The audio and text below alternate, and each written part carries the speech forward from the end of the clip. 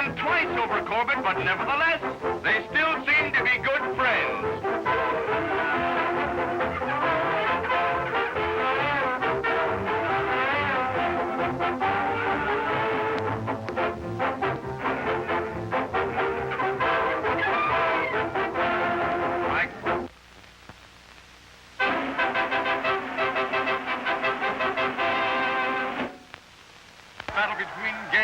Was the first big one promoted by the late Tex Rickard, who became the greatest promoter of fistic events. In the two previous bouts between these boys, Gans won the first by a knockout and the second by decision. But in their third meeting, Gans was knocked out by a terrific left to the body in the 17th round. Both boys were lightweights. Uh-oh, there's a little side bet. Gans in his time took on all comers, welters, middleweights, even fought a heavyweight. Gained championship in one round after a minute and a half of fighting and was called the Old Master. The consensus of opinion of the leading devotees of this sport placed Gans as the greatest fighter of all times. Now watch closely, ladies and gentlemen, and you'll see the left hook that was the downfall of Mr. Gans. Suckle, that was it, right to the body. And Mr. Nelson wins.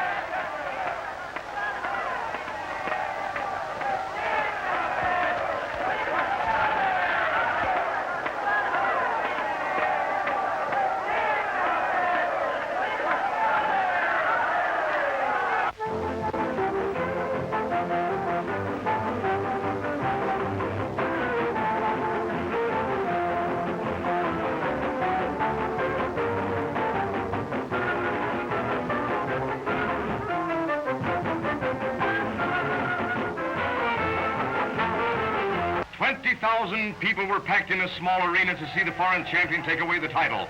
But the fight was over almost as soon as it began. Burns fainted, crashed his right to the Australian's jaw, and Mr. Squires reclined in the center of the ring, inhaling the rosin dust of the canvas. It was one of the shortest battles for the heavyweight crown. Now watch closely, ladies. There's no count. He's up immediately. The boys are mixing it again, but old Jim separates them. Now look out for the second knockdown. Jim separates them again. There he goes again, and he's down. He starts the count, but it's no use. He's up on his feet again. And the old boy's right after him.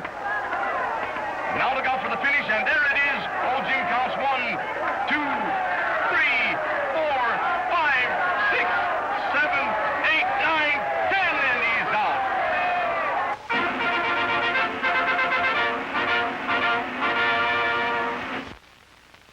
Many of you remember there were no heavyweights available willing to take on the black champ. So Johnson's manager approached Ketchell's manager on the details of this fight, and all hands saw possibilities of an enormous gate. Plans were laid for Ketchell to go the route. Ketchell was the middleweight champ, while Johnson wore the heavyweight crown. Ketchell caught Johnson in a careless moment. Seeing his opportunity to win the heavyweight championship, he crashed a right to the jaw with all of his 160 pounds behind it. The blow floored Johnson, but didn't knock him out. He rose at the count of 5. Angered by the knockdown, the Negro showed the qualities of the Superman that he had never been forced to extend. 1, 2, and the scrap was over. Ketchell was out for 12 hours, and for 2 months his head was still bobbing. You can see for yourselves how Johnson towers over Ketchell, and watch the big boy help Ketchell to his feet after a terrific exchange of blows. Now watch closely. They're mixing it up there now. There they go, an exchange of blows. Referee separates them. There, he lifted him to his feet. See that? Referee separates them again.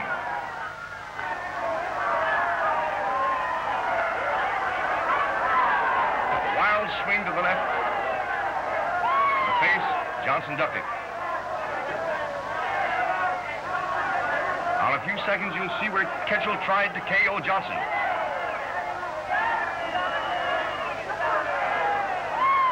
Suckle, there it is, and the referee begins to count. 1, 2. The big boy is on his feet. 1, 2, and it's all over. And too bad for Mr. Ketchell as the referee counts him out.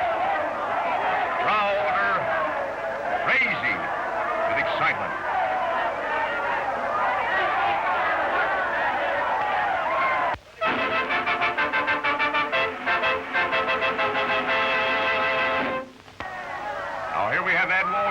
lightweight champ. And here we have Joe Rivers, the challenger.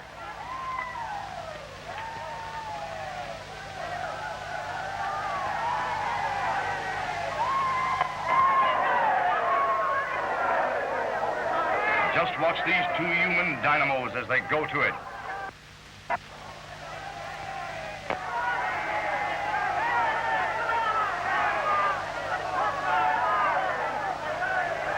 Now they're mixing it up fast and furious. Down they both go. The referee helps them to their feet. They're fighting furiously again. Down they both go again.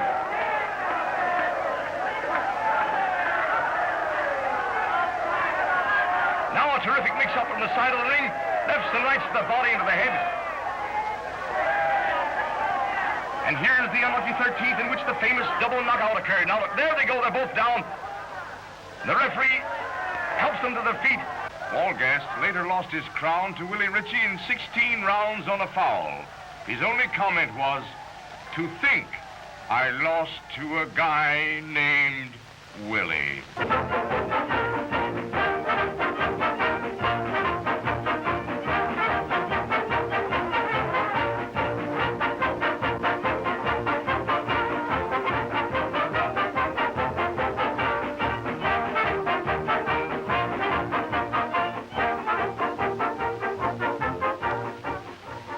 This was the greatest crowd and the heaviest gate so far attained in pugilism. 90,000 people paid $1,626,580. The great Rickard showmanship had triumphed again. Carpentier was the European heavyweight champion, having started as a featherweight and worked his way through all classes. He had served with honor in the aviation service during the war. He landed the first blow of the fight, a snappy left to the jaw. Dempsey, true to form, administered the KO touch in the 4th round. Carpentier was out for 5 minutes after Dempsey carried him into his corner. There's old Jack, always the aggressor, forcing the Frenchman around the ring, leading with rights and lefts. Now they're milling around there and mixing it up together. The referee separates them.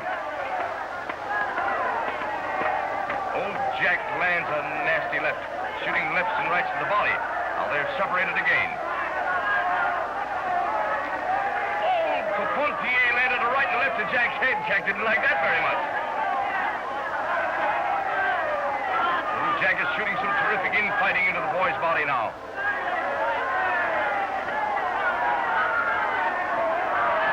Now the boys are mixing it up for fair.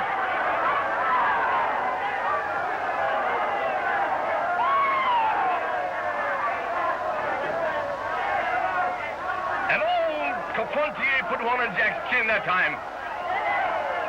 Uh-oh, down goes Carpentier. The referee is counting 6, 7, 8. Uh-oh, he's up on his feet, but not for long. Down he goes, the final punch, and the referee is counting him out. The crowd are going crazy. Old Jack, the good sport that he is, helps Carpentier to his feet, while the crowd just shriek and yell.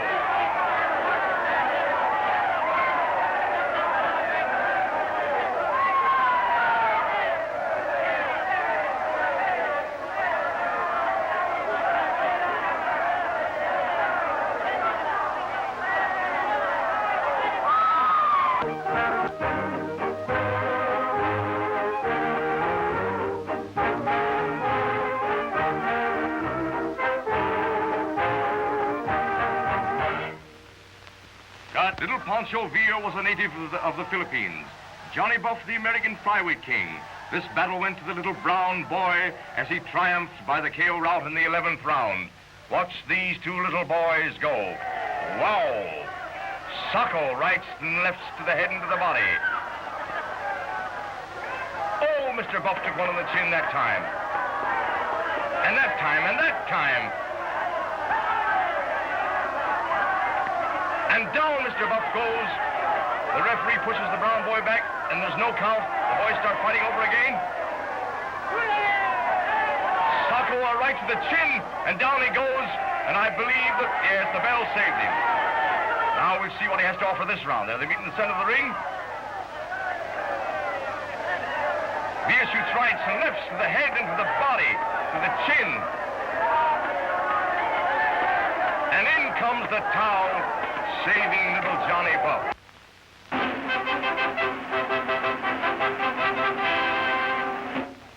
That land of two sportsmen, England, sent close the great British flyweight champion Jimmy Wilde, known as the Mighty Atom. Veer gave this boy a terrific lacing, knocking him out in the 7th round.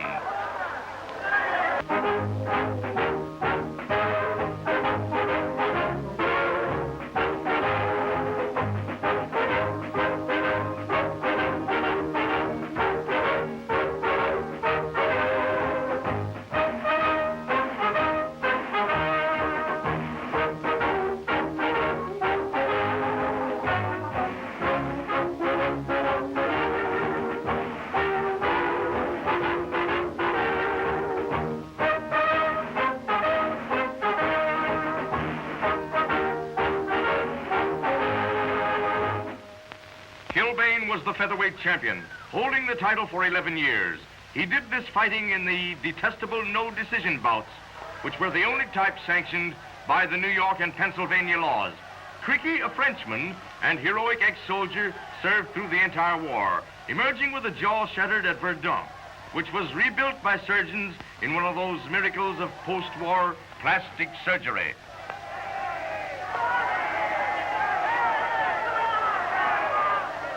Down he goes, and Creaky KO'd Kilbane in the 6th round.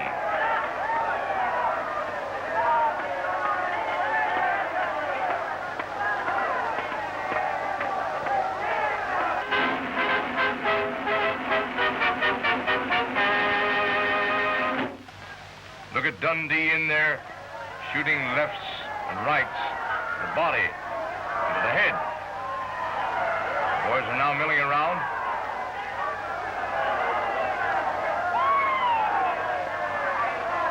Uh-oh, and down Mr. Creaky goes to the bell. No, the referee counting him.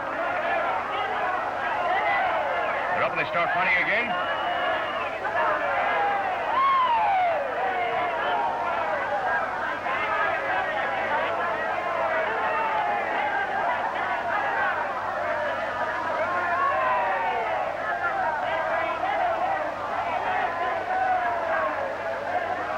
And Dundee receives the referee's verdict.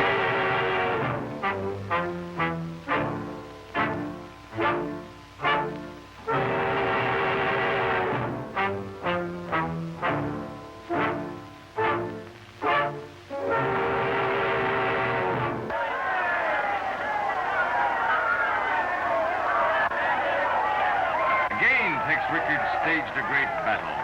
90,000 people saw the popular man mauler against the wild bull of the Pampas. A historic encounter it was. Incidentally, as a matter of fact, this hairy wild bull of the Pampas, Louis Angel Firpo, was in reality a drugstore clerk. That is, before he took up fighting. They must have good dope in the Argentine, all right. He was a huge bulk of a man with huge shoulders and a mighty frame. In the historic 1st round, Dempsey knocked Firpo down 6 times. The scrap ended in the 2nd round, when Dempsey met him with a blasting blow to the chin, followed by a crashing right to the button. The huge Firpo dropped inert, as if he had been a Pampas bull hit by the axe of a butcher, and was out long after the fatal 10 had been counted.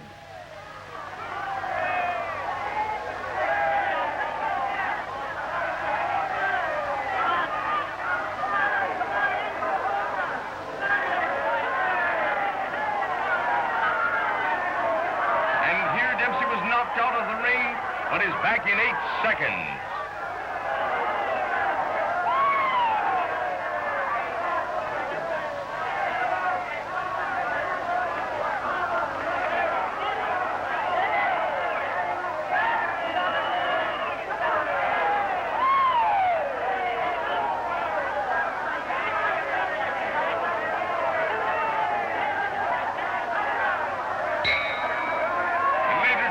Dempsey, in describing this fight, said, With Gibbons, a scientific boxer, it was stand up and box. But with Purple, it was get up and sock.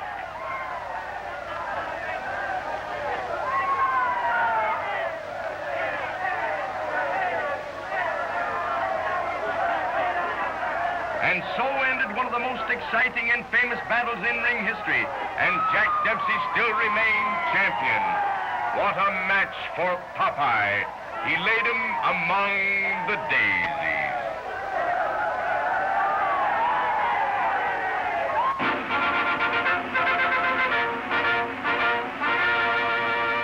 Leonard was the lightweight champion. Tendler was known as a port sider. That is, he extended his right fist instead of using the orthodox stance. Leonard won the decision hands down in the 15th round.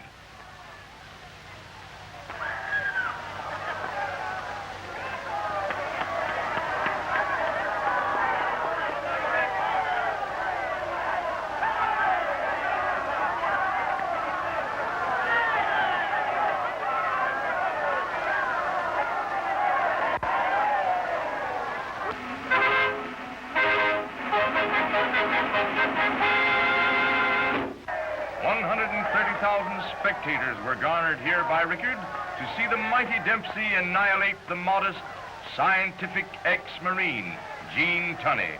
9 different champions had lost their crown this same year. Dempsey was bothered and badgered by other matters, including quarrels with his ex-manager, Jack Doc Kearns. Tunney arrived at the arena via aeroplane, and 'tis said that Rickard, when he learned that half of the $2 million gate was up in the sky, almost lost control of his famous poker face. Tunney received the decision at the end of the 10th round.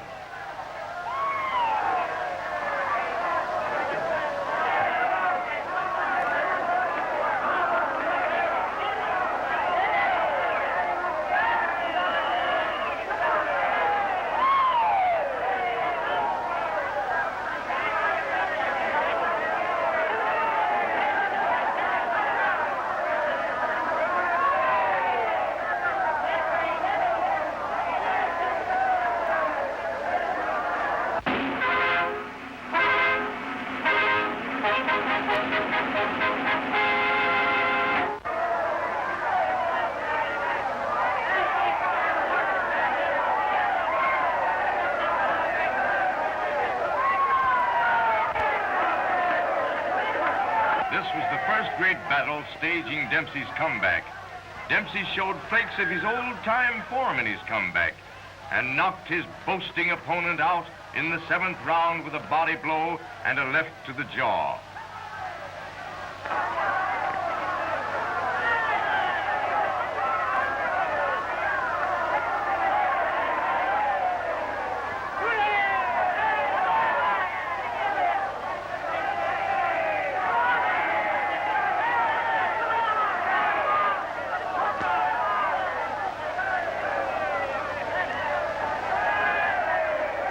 At the end of the 1st round, Sharkey hit Dempsey after the bell rang.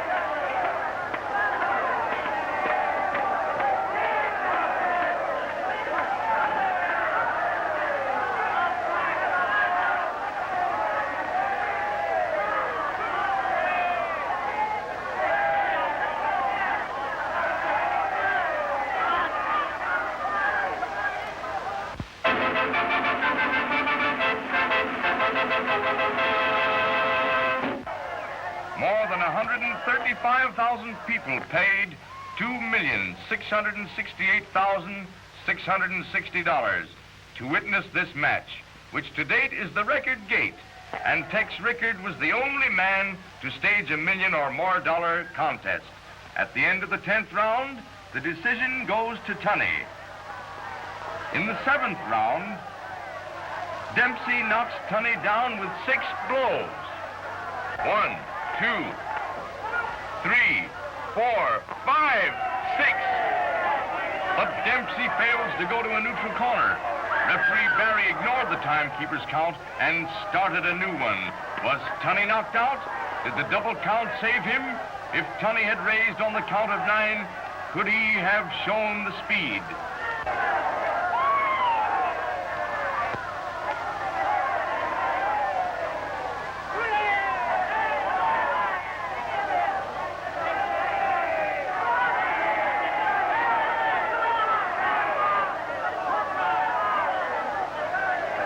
Dempsey went down in the 8th round. And note how quickly the referee starts his count.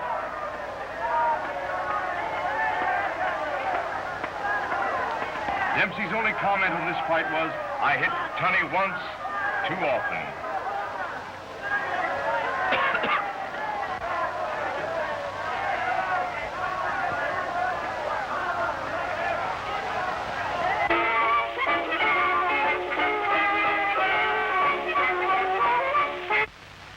Heaney was the Australian champion, but Tunney outclassed him and knocked him out.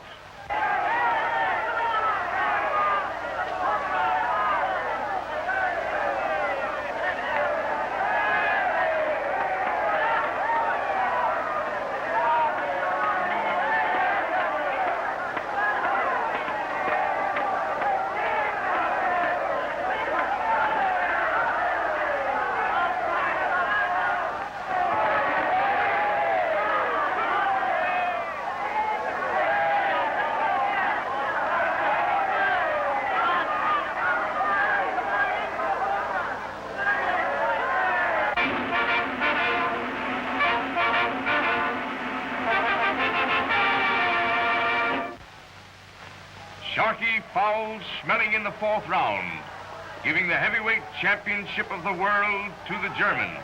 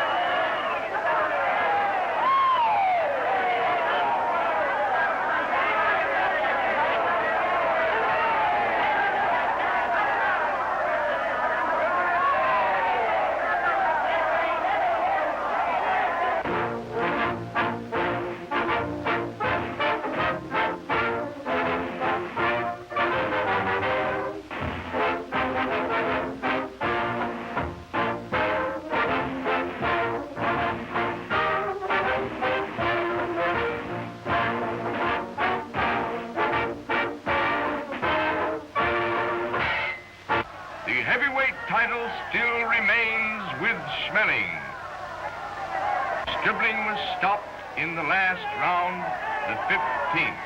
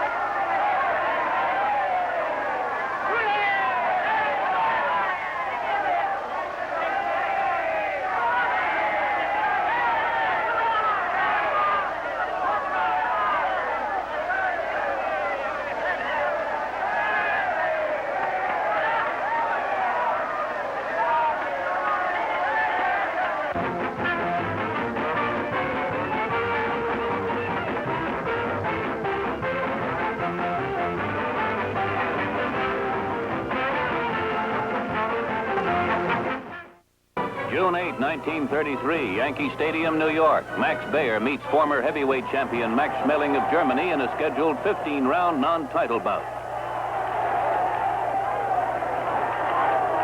Baer has gotten off to a fast start, but he doesn't break cleanly, and he draws a warning from referee Arthur Donovan.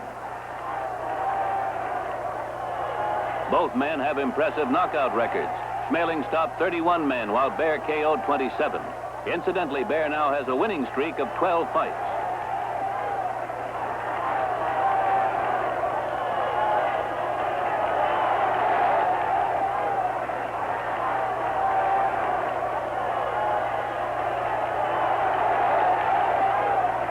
Baer has the advantage of height and reach, but Schmeling has had more experience with better opposition.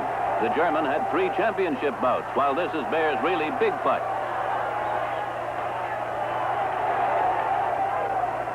Here's Schmeling about to land a hard right.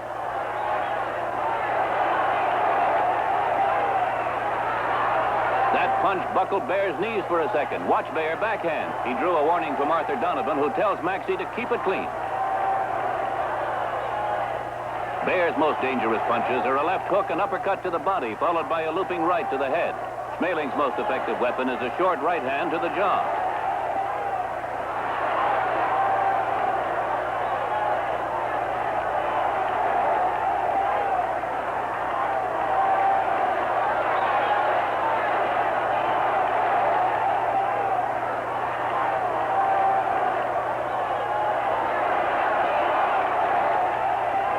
So far, Bear has been making good defensive moves.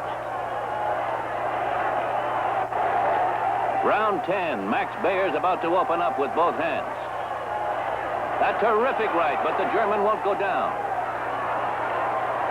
Another right, and Schmeling toppled.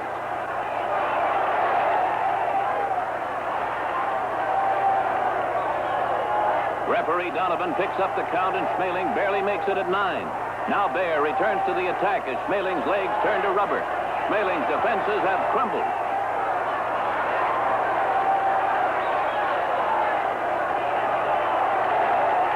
Max Bear scored a sensational technical knockout over Max Schmeling to gain a clear shot at the heavyweight crown, which he went on to win 1 year and a week later. June 29, 1933. You're looking at Jack Sharkey, world's heavyweight champion, and challenger Primo Carnera in a scheduled 15-round heavyweight title bout. As Sharkey rushes in, he catches a hard left that sends him into the ropes. Carnera, with his back to us, is a fighter by agitation rather than by instinct, a manufactured heavyweight. He advanced to the contender's role by knocking over a long line of hand-picked second- and third-rate opponents.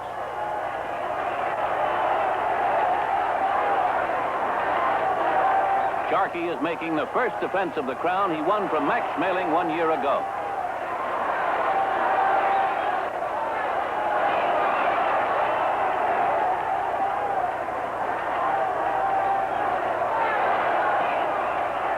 Carnera has height, weight, and reach in his favor. Dupreme stands 6.5 feet tall and weighs 260.5 pounds.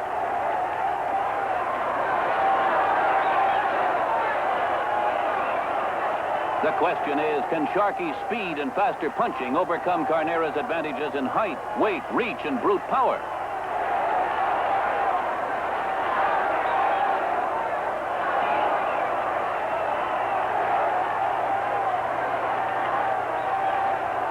Round 6, final round. Sharkey hasn't been getting away from Dupreme's shots. He's slowing down.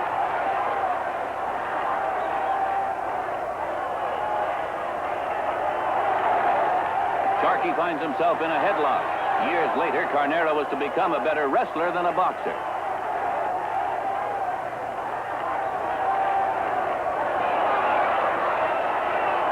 Now Carnera opens up with uppercuts, and Sharkey is getting deeper and deeper into trouble. His crown has begun to topple.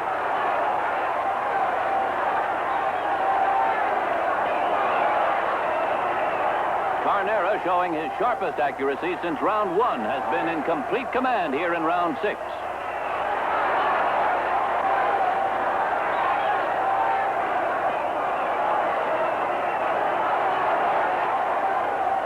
Now watch Sharkey's best punch of the fight, a right hand, but it only slows Primo down a moment.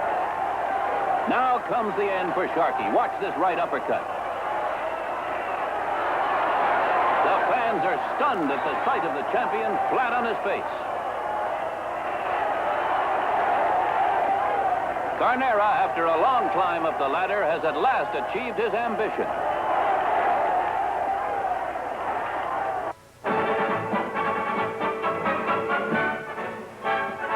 World heavyweight champion Primo Carnera made the second defense of his crown against Tommy Loughran.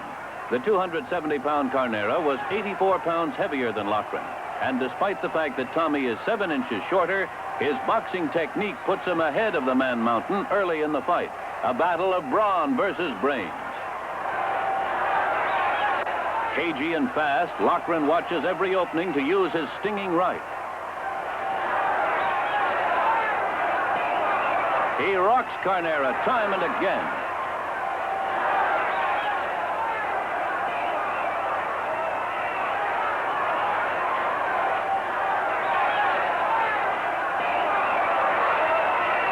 Earlier in the fight, Tommy took rounds 2, 3, and 4, giving him a good lead.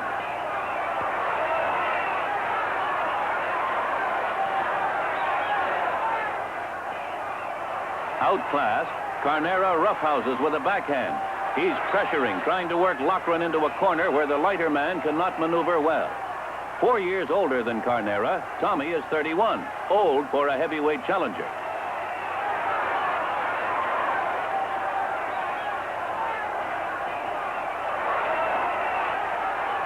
When Primo can get Tommy in a corner, he clubs and mauls away, trying to wear down the smaller man by sheer power.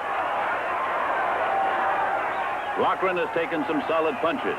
However, Carnera usually scores only when his opponent is more or less stationary.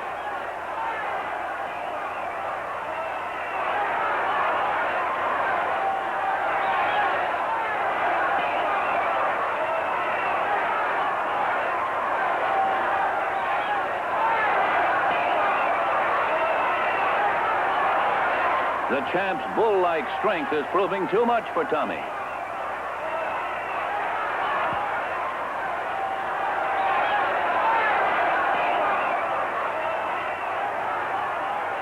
Loughran backtracks, trying to last the 15 rounds. He ducks a left and sidesteps as Carnera reels across the ring. The final round, and there is little doubt as to the outcome. Dapreem's stamina and size wore down the challenger.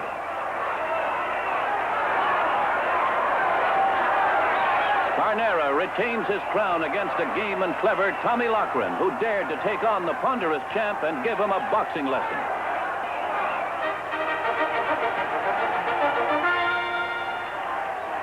It was a different story for Carnera 3 months later when he faced a man nearer his own size. A big 6'3", Max Baer is still 3 inches shorter than Dapreem and 54 pounds lighter. Max's power punch topples Carnera in the first round. Baer rushes in to follow through and again punches the giant to the ropes. Carnera's one thought is to get away from Baer's lethal punches.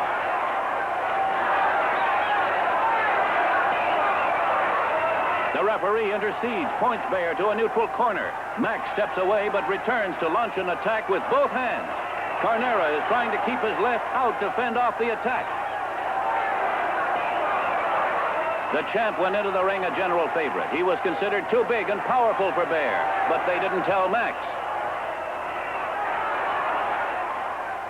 Baer moves in and explodes with both hands. Carnera goes down, pulling Baer with him. It's like a wrestling match. Max is all over the giant.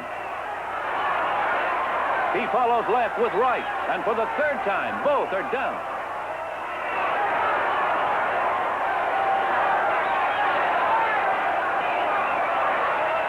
Later, Baer admitted he had been over-anxious to put Carnera away and had forgotten some of the polish that had made him one of the best boxers of the era.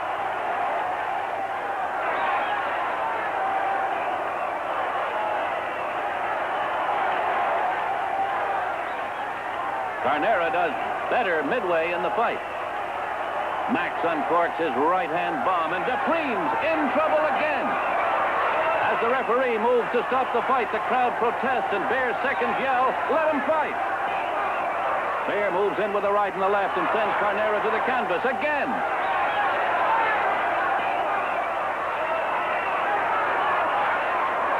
Carnera is floored 3 times in the 10th, but he refuses to take even a breather.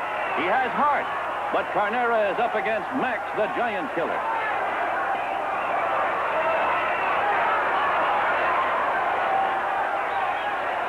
In the 11th, Max knows he has the crown in his grasp as he pounds away.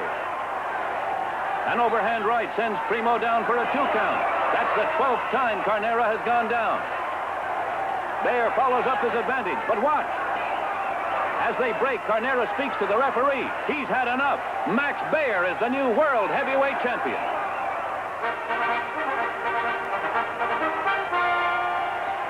just a year later, Bear defends his title against challenger Jimmy Braddock. The Irishman was the Cinderella man of boxing. He was considered a has-been. Bear was disdainful of the challenger.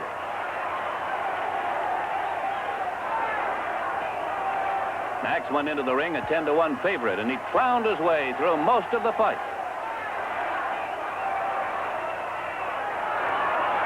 Braddock had started his comeback a year earlier. The night that Max had flattened Carnera, Braddock had won an upset victory over Corn Griffin in a preliminary bout on the same card.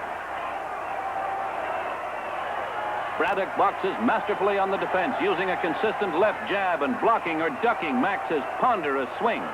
As Bear moves in, Braddock lands counter punches to the head.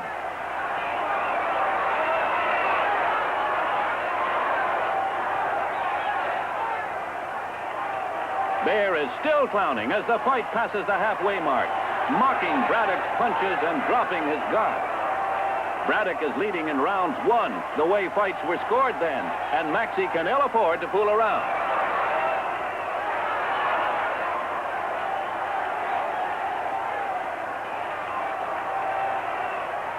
Braddock is carrying the fight to Bear, who displays none of the devastating power that he unleashed in the Carnera fight.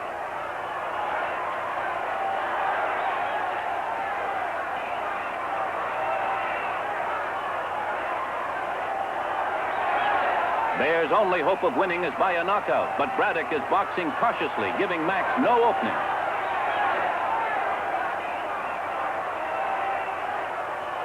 At the 12th, Max knows he's trailing badly, and he gets desperate. He keeps pounding his right to the ribs, but Braddock is taking all he can dish out.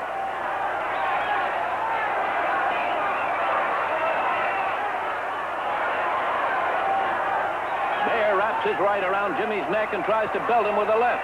He laughs off protests from Braddock's corner. An overhand by Bear at the bell gives Braddock another round.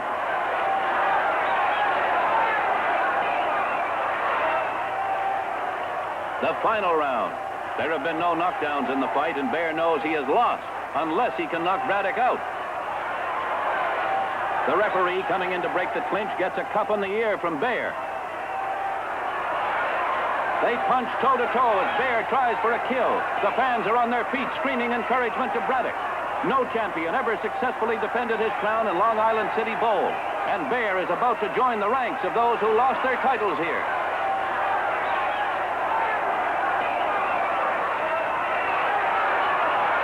Braddock's smart, determined fight is bringing him the heavyweight championship as they slug it out right to the bell.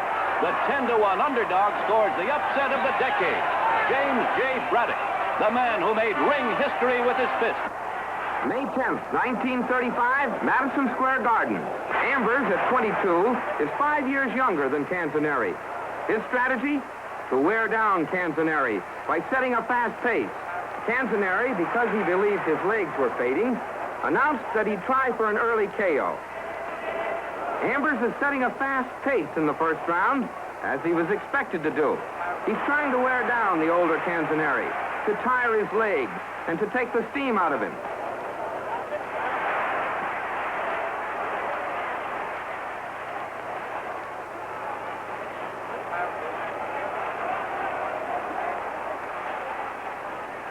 A fairly even frame so far.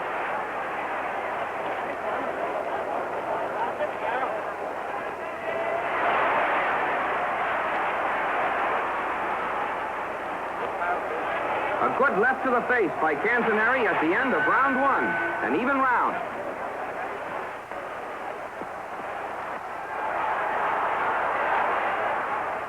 Tony Canzoneri, leaving the lower corner, is the underdog. But he took round 2, putting him ahead of Lou Ambers here in round 3.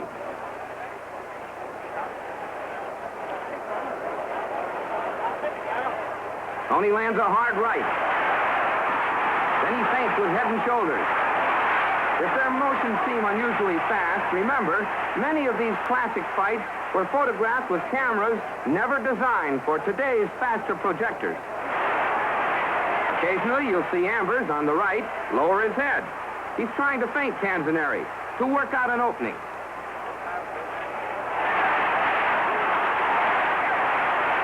He's still doing a lot of bouncing.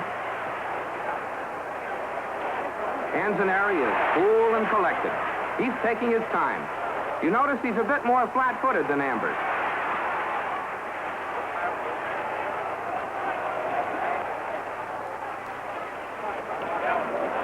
Watch Canzoneri fire in a left. Then he takes a right from Ambers. See Canzoneri ripping right uppercuts inside?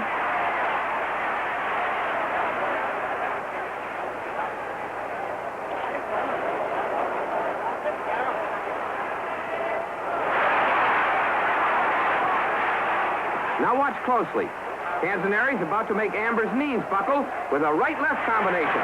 See? Ambers was shaken up a bit.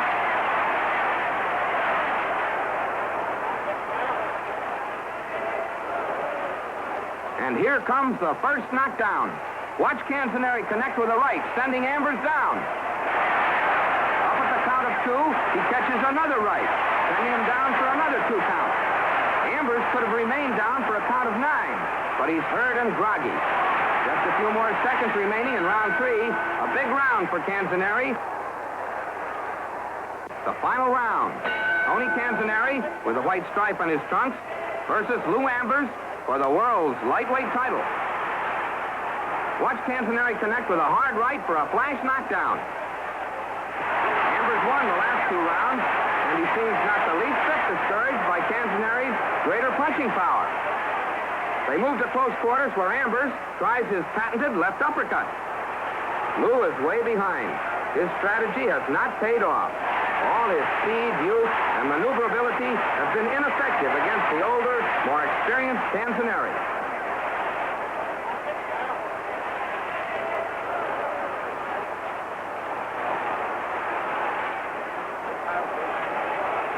Lou misses with both hands, then ties up Tony.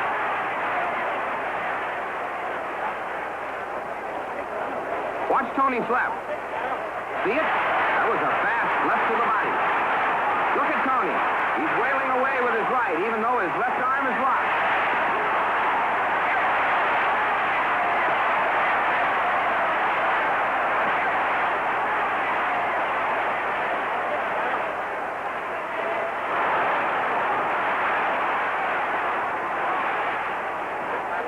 Ambers, about to catch a left to the face, delivers a right to the ear.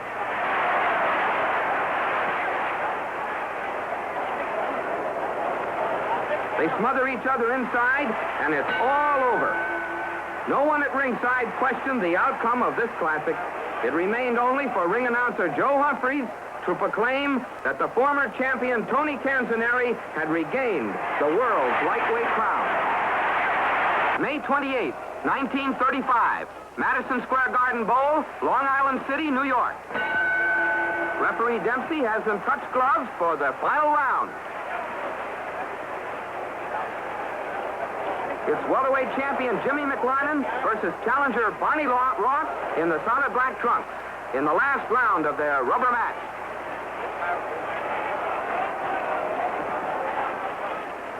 Ross is rough and tough.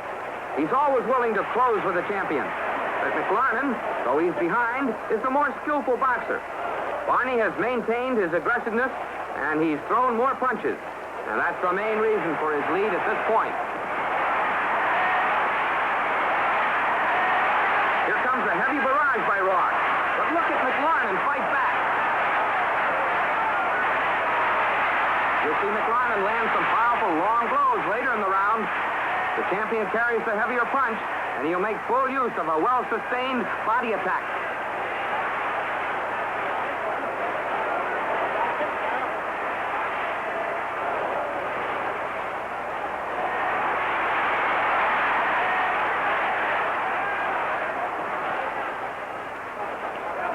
McLarnin has Ross near the ropes. Watch Jimmy uncork his body attack. That will take the steam out of Ross and force him to hold on.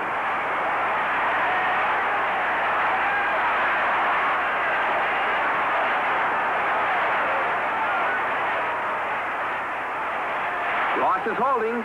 He's tired, while McLarnin is finishing strongly.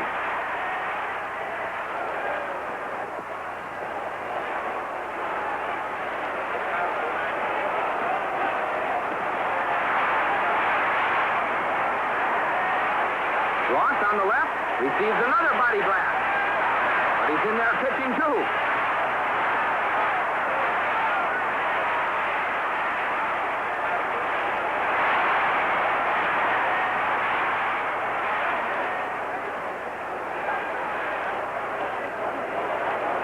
Both working on the body, and now Ross forces McLaren to the rope.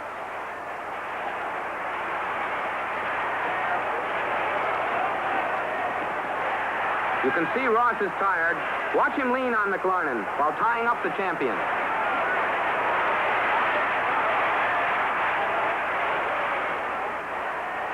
McLaren's body blows have slowed down Barney Ross. And now, in the remaining seconds of this fight, they'll slug it out toe-to-toe with McLaren doing the most damage. Watch.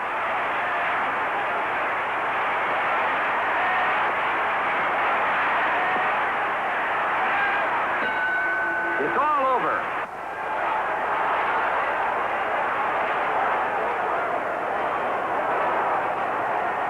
Ross regained the welterweight crown. May 28, 1935. 1936. A dog comet streaks across the boxing skies.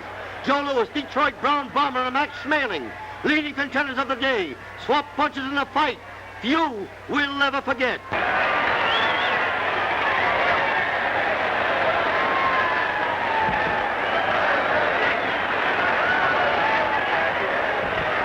Round 12, the impossible happens. Maxie hangs a KO on the redoubtable Joe.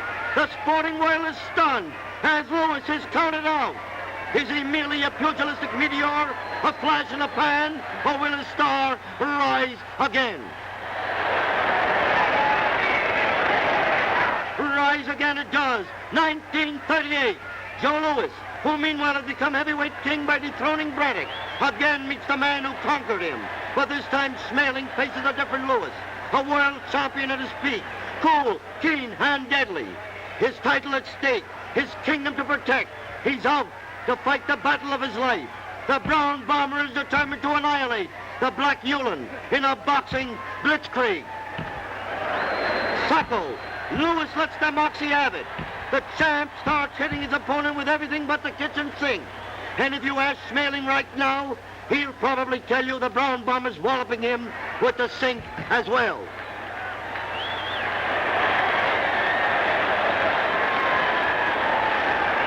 Second, Joe Louis has flattened his most formidable foe. The Brown Bomber remains the monarch of all he surveys in the squared ring. 1939, the boxing kingdom also has its stout-hearted jesters. Two-ton Tony Galento meets Joe Louis.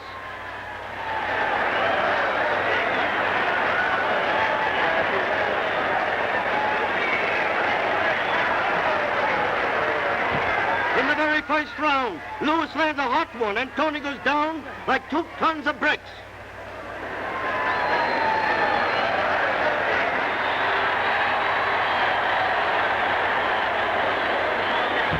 Round 3, Galento knocks down the champ. What's this, Tony? Are you the ring's next man of destiny?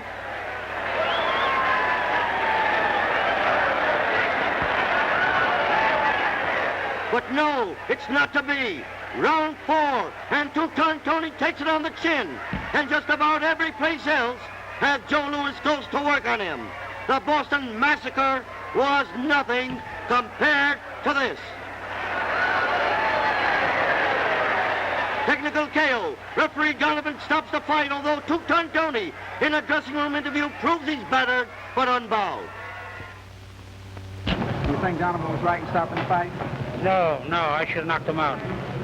So was my manager. You think you had him when you knocked him down, Tony? Sure, only a light punch and knocked his bum down. What are you going to do now, Tony? I'm going to get in good shape and fight my own fights and listen to nobody.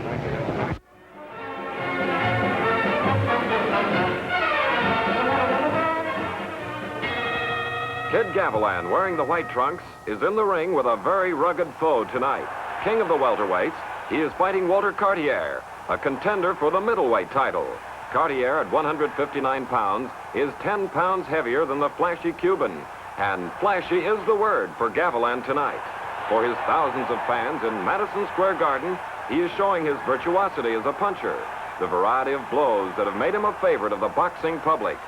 The first 2 rounds have gone to Cartier. Gavilan starts to put on the pressure.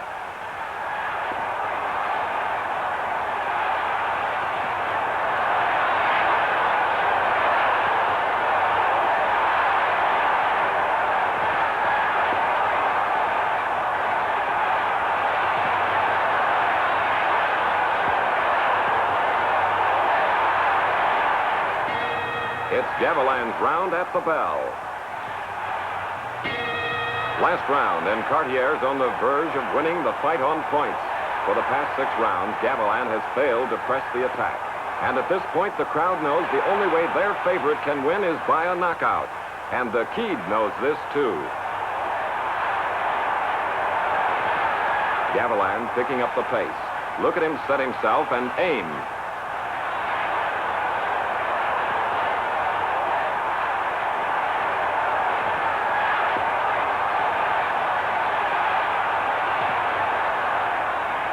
A blistering overhand right has Cartier groggy, and his head is an open target.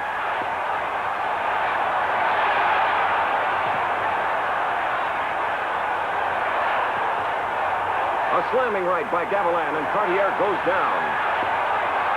And that's it. Ruby Goldstein signals the fight is over. It's a tremendous ring triumph for Gavilan, who came from the edge of certain defeat to a smashing KO victory over Walter Cartier.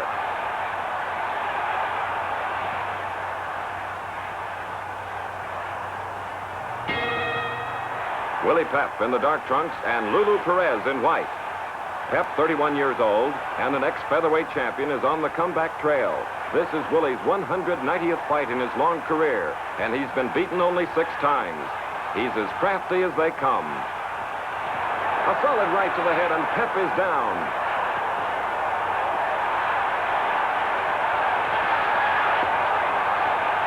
Willie up at the count of 8.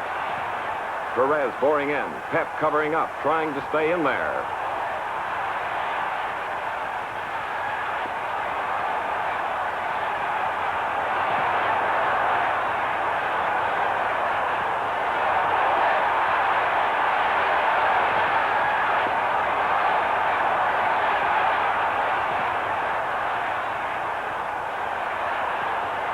Again, those jabs and hooks, and Willie Pep is holding him off, but Lulu is going to send him down again.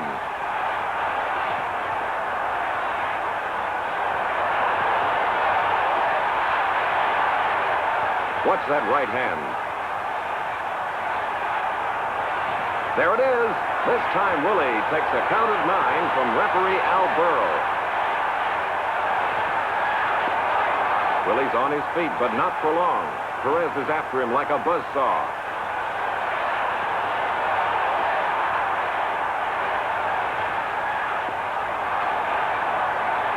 There he goes, and this time the camera brings you the knockdown in slow motion.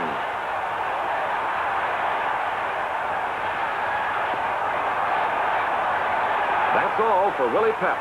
Under New York State Boxing Commission rules, 3 knockdowns in a single round means it's over. The former featherweight champion's comeback is shattered. Ended in 1 minute, 53 seconds of the dramatic second round.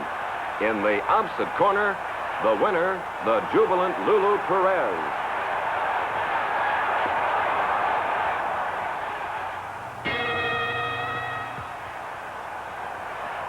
That's Tony DeMarco in the black trunks and Carmen Basilio in the white.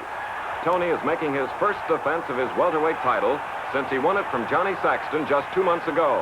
Carmen, a real rugged rock'em sock'em type fighter, has not been defeated in his last 11 fights. This is the 10th round, and it's been a seesaw battle all the way. Neither fighter has given an inch, and both of them have thrown everything they've got at each other. That right hand hurt DeMarco, and he's in trouble. The champion goes down.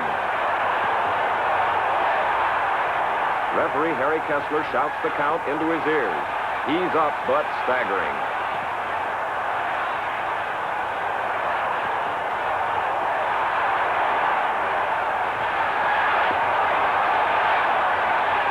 Five clean shots by Basilio, and DeMarco is down again, falling heavily on the apron of the ring.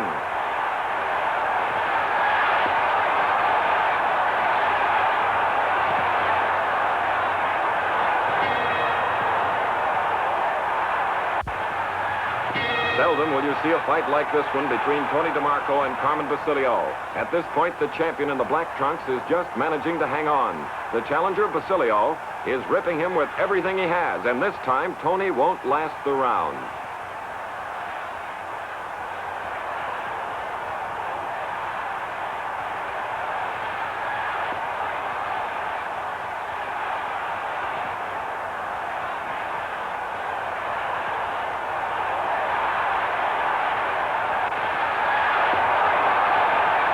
That's all. The referee stops the fight, and Carmen Basilio becomes the welterweight champion of the world.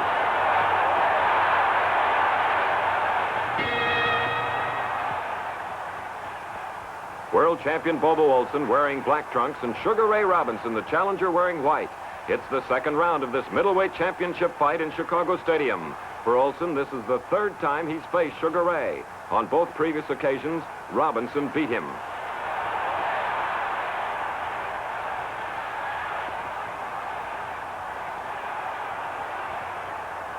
A lightning barrage of punches, and Olson hits the deck.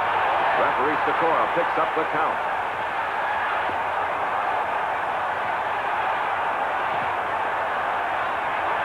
It's all over. For the third time, Robinson is the middleweight champion of the world. Winner by a knockout in the second round, Sugar Ray is once more the king of his division.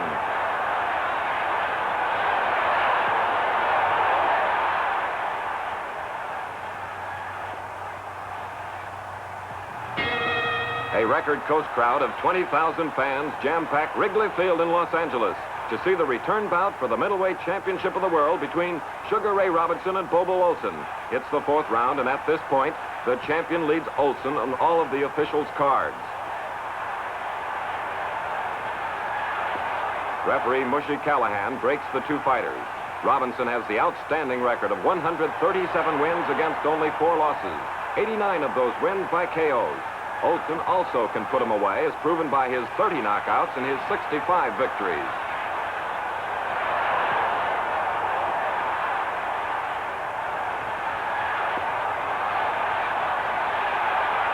Now look out for trouble. A right and a crushing left, and Olson is flat on his back. Bobo rolls over, but can't get up. 8, 9, 10. At 2 minutes and 51 seconds of the fourth round, Sugar Ray Robinson wins by a knockout and once again proves that he is one of the greatest champions the boxing game has ever known.